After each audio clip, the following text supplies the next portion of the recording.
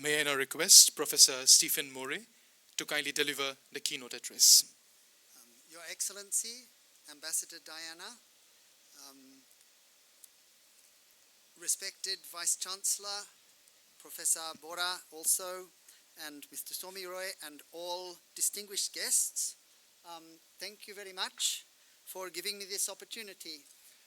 You will see on the screen some slides, and now I have to learn a new machine for advancing it to the next slide. And I have created this link here in case you wish to add this to your laptop, and assuming I did this correctly this afternoon, you should be able to get these slides. If not, I can provide later. So, Morey Apnar Achomia Tribal Baha Research Kuriasu 1996 Opora E karane Morey Apnar Achomia Baha Olobsano Kintu I will continue in English from now because otherwise I will shortly find myself in difficulty. I wish, however, to dedicate these words to my very dear friend Nobin Shampalung. He was the first person that I met in Assam, and these photos, one is from 29 years back, the other two from this morning. Whether you can tell which is which, I will leave to you, but Nobin is now somewhat ailing, and I visited him this morning, and I want to dedicate to him because without Nobin, most certainly, I would not be here today. Okay, so very briefly, since 1996, I began my research on Thai languages, Thai Pake, Thai Aituan at first, a little bit on Thai Khamyang, later expanded to the Trung language, and then Singpo language of Upper Assam, and then Tangsa language. I was originally believing Tangsa was one language. We'll discuss that shortly. And then more recently, a little on Wancho language, on Tayahom, on some other things. And I want to just place my experience in the context of this event. So, oral literature, we're going to be hearing such wonderful oral literature. We've already commenced. We're going to be hearing stories. We're going to be hearing ritual texts, and we're going to be hearing traditional music, instrumental and singing, all of these things of great importance. Now, I'm going to beg the forgiveness of Mr. Somi Roy because I want to add one special category that is not often considered here, but applies most especially to the Thai community, and this is manuscript reading. The reason is that the manuscripts, the meaning will not come out simply by looking at them. So actually they are between the written and the oral forms, and because of that they are not getting the attention they might require. So I want to begin just by a little introduction to the type of manuscripts that we find in the Northeast. I won't read all of this, but amongst the Ahom community and also amongst the Buddhist community, Thai villages, and you will also find in Singpo community, many of these manuscripts are there. They are carefully copied, but as I say, the meaning will not come out simply by reading them. It is not like reading a newspaper. It is not like a book as we conceive it. It belongs here because only by orally presenting them will the meaning come out. I hope in the next minutes I can explain how. And there are significant challenges to reading these. And this is where linguistics, my study, comes into importance. So Thai languages, like almost every language here, uses a script that is derived from another script, often from yet another, and usually these scripts are created for a language with different sound systems. It's a massive problem. We already know this from Assamese and English, and I want there to mention two challenges, what I call the Protum Saw challenge and the TH challenge, because let's deal with TH first in English. How do we know when to pronounce th and when to pronounce the? It's quite difficult to explain. There are some rules, but it is the same symbol is used for two different sounds. The Protum Saw challenge is for me that I can never be sure whether an Assamese word that is pronounced with an S should actually be written with a Protum Saw or with some other sound. So, or a sound that is written with CH. There is some confusion there, and that's because the writing system has changed. The spoken language has changed, but the writing has not. But in Thai languages, we have another challenge. This is because not all of the sounds of the language are written. I think maybe that for those of you who want to know more about this, we can discuss it in detail in coming days. But I want to give you an example that brings us to the world of orality about how we can document the knowledge in these manuscripts. So first, I will show you a photo of such a manuscript. And those of you who can read Thai script will already recognize that this is a very archaic form from the year 1821. But those of you who know a little Burmese, which might not be everybody, will observe that the first line is that very Namo Tassa Bhagavato Arahato Samma Sambuddhasati that our respective Bhante had spoken some little time ago. And because this always introduces the manuscripts. This is from Thai Pake. Now, how shall we get the meaning of these? If we go back to this, I can teach you in a few hours how to read these words. But for each word, because the vowels are not fully marked and the tones are not written, there might be 5, 6, 15, even 20 meanings. So for example, in Thai Pake, all of these different words are going to be pronounced the same. Ging, ging, ging, ging, ging, ging, and ging, ging, ging, ging, ging, ging, and gang, gang, gang, gang, gang, gang. All of these could have different meanings, but they'll be written the same. This is the problem. So I want to rely on a tradition that I learned from the late Ong Cham, where you will see him now reading the book and then orally explaining the meaning. Let's see if this works. Okay, no sound is coming, but.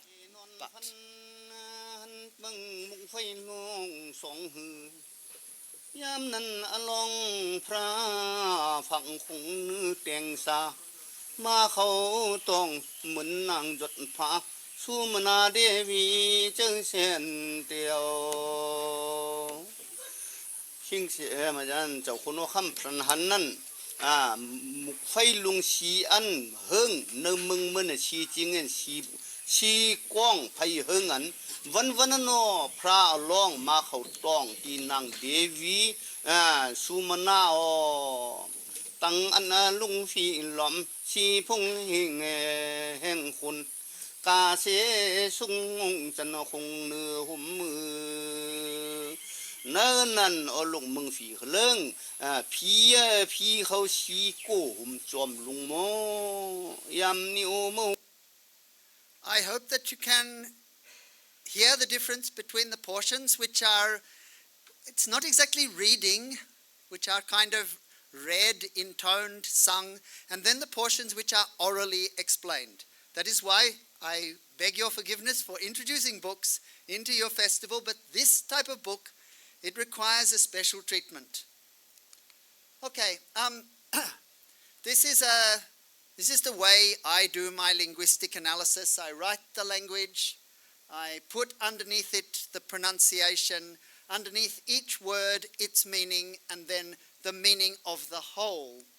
And I was going to raise the question of, can we not just translate the whole line? Why do we need to do this word by word? Okay, I'll ask you to bear with me for a moment while I explain why I think this is important. So linguistics, I'll let you to read what I have written there. I've tried to summarize in as few words as possible what we are trying to do. But we are essentially studying both the structure and form of language and also its usage. Here now I want to talk about the structure and form. But to be able to do that, we need to understand how things work. So I put together this example, and I want you to, so here we have, this is in the Thai Ahom language, and I noticed that there is one Ahom Gaon, which is on the map very nearby here, and tomorrow morning for my morning walk I plan to try and see if I can find it. That's Ahom script at the top. At the bottom you see Shan script. It got translated into Shan language, and in between a way of explaining how the Ahom might have sounded and what it means. But what is the overall meaning of this? I wanted to say that Ahom is different from English in many, many ways. There is no articles, there is no the or a. This must be a very happy thing for many people, because where to put the and where to put a, it's very, very challenging to explain.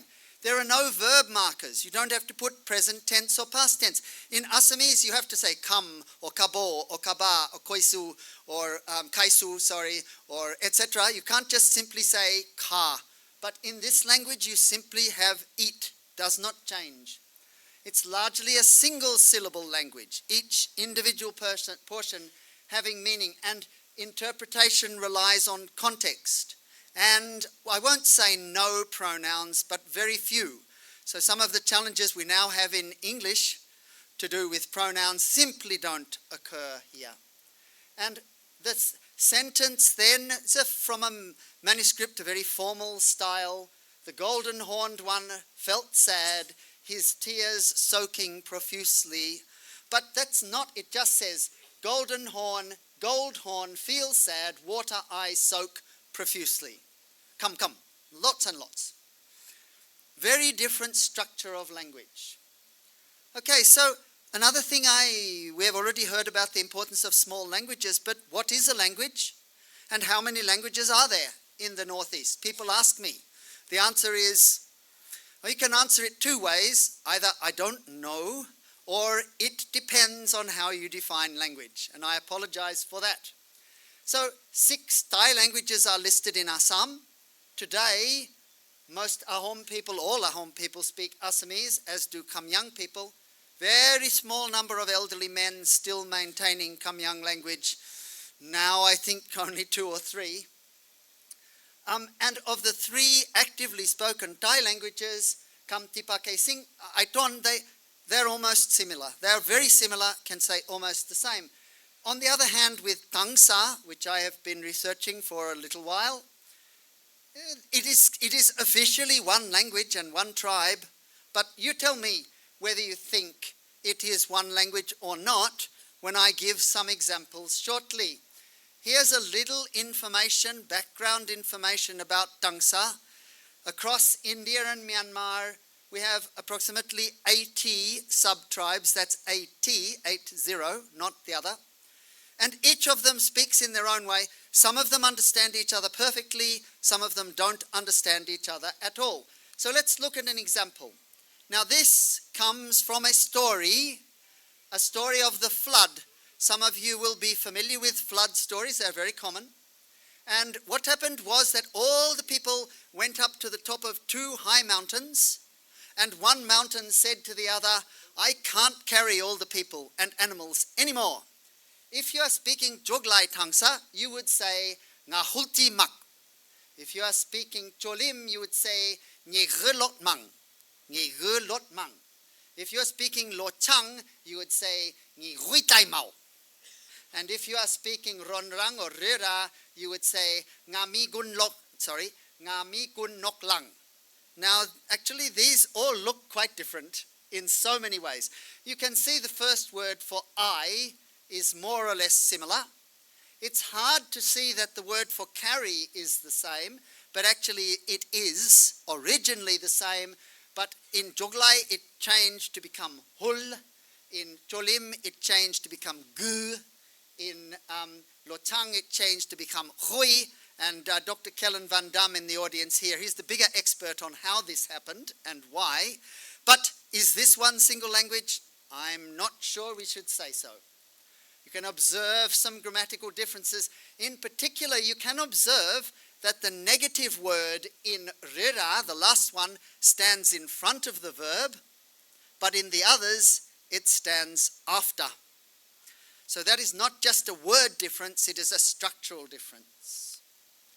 Okay, so Northeast India is a linguistic hotspot. Many languages. I won't go through all of this slide while I'm saying a few words, you can read it.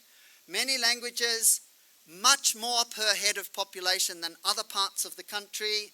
All the religions, apparently, a big proportion of languages, and all the language families. In fact, there are villages in India where all those language families can be found. Not many. I mean, in Assam, I mean. Not many, but you can find them. This is a language map that I got from online, but the one where the green arrow is pointing, that is Tangsa. It counts as one language, and I think I have already demonstrated it's more than one. So if that's true of any of other of these, we have a lot of languages and a lot of literature to record. So I'm coming to the end because I don't want to keep speaking longer than is reasonable. But I wanted to say something special about songs and the rituals that are associated and presented with songs. I have for some years undertaken a study into a particular type of song of the Tangsa people called the Vihu song, or the Vihu Khya, if we speak in Tangsa language. And my very dear friend Minahi Borkotaki Rushwe is here, and together we researched this for some time, some years back. And this particular song, at the time that we started researching, it was really getting lost, and I think we've helped in some way to help its resurgence. But if we are going to record songs, we need to know many things. We need to know the words of the song, of course. We need to know the meaning of those words, and that word might be both surface meaning and a deeper meaning. So I have one example given to me by our very dear late Lukam Tonglum, which some of you may know. And he told me that the meaning of the words can change according to the melody you sing. So if you sing the words that mean something like, I have rice go down full of rice, if you are singing these words in a Vihu song, then you are praising the spirits of the earth for providing this. But if you sing it in a love song, as a boy singing to the girl, you are saying to her, I have got plenty of rice, I'll be a good husband for you. So the deeper meaning might not be the same as the literal meaning. And we need to know who sings the song and who can sing it. Maybe not everybody can sing it. Maybe you need to achieve something. Maybe you need to be a certain age. Maybe some are only sung by women, only by men, whatever. When is it sung? Maybe it's only sung at some times of the year. How did you learn it? Do you learn it by rote, or do you create it, or do you dream it? Are there poetic features? Different types of rhyme, and about melody, which is greatly important. Now, about poetic features, I want to finish with one really nice example from Singpo, so that I have been able to speak about Thai and about Tangsa and about Singpo. And this is a water flowing song, which my very dear friend and colleague Polach Nat went to the Dieng Kong to record some 15 or nearly 20 years back. You can look at this, you can attempt to read it through And I think it's very difficult to see any rhyming patterns here. Can anybody see any patterns obvious? I'm seeing a shaking head, that's good. So, but there's a story here. We have to know more, we have to dig deeper. So it turns out that these songs consist of what I will call content words, the words that contain most of the actual meaning, which I put in bold, and other bits. So introductory stock phrases like hagoigoye, or song particles, or vocatives where you are calling to someone, or simply vocables, that means sounds which are added for making the song sound good. And when we take those away, when we take those away, what we get is this. And now we see each of the lines approximately the same, and you see at the end of the first line you have ningtoi. In the middle of the second line you have loi. In the middle of the third line again ningtoi. Ningtoi, loi, ningtoi, they rhyme. And this is called a waist rhyme. So it's a kind of metaphor. The idea of the head of the line, the foot of the line, rhyming with the, I have to get out here, waist of the rhyme, right? So the foot of the line, first one, rhyming with the waist of the line, second line. And then we can see the dot D, sot D, they also rhyme. Actually, rhyming is there, but it was hidden. We have to search deeply. I have to here mention that this was inspired by my friend Gaku Kazimaru, who wrote a very impressive study about this phenomenon in languages in China, and there are similar features to be found among the Aboriginal people in Australia, and my good friend Mifani Turpin, she has written about this, and these two are great experts on this topic. So, what next? Make recordings. But don't just do that, because unless you collect metadata, Professor Shobhana Chilaya will lecture us on and make sure we understand this tomorrow, I'm sure. Unless we collect information about what we have recorded, after a short time it'll be lost. We have to archive these recordings, put them somewhere safe. Your hard drive, your pen drive, it's not safe. Hard drive can fall in the river. Pen drive can stop functioning. Computer can be stolen. We have to put it in a safe location. We have to then hopefully transcribe, translate those recordings. And most importantly, this is my final message, speak your own language. As our dear late Lukam Tonglum taught to his grandchildren, O nang tia pang penak lakke, O nang virion chung nak takke, O nang tia pang penak lakke, O sunai senai nak lakke. Don't forget. Thank you.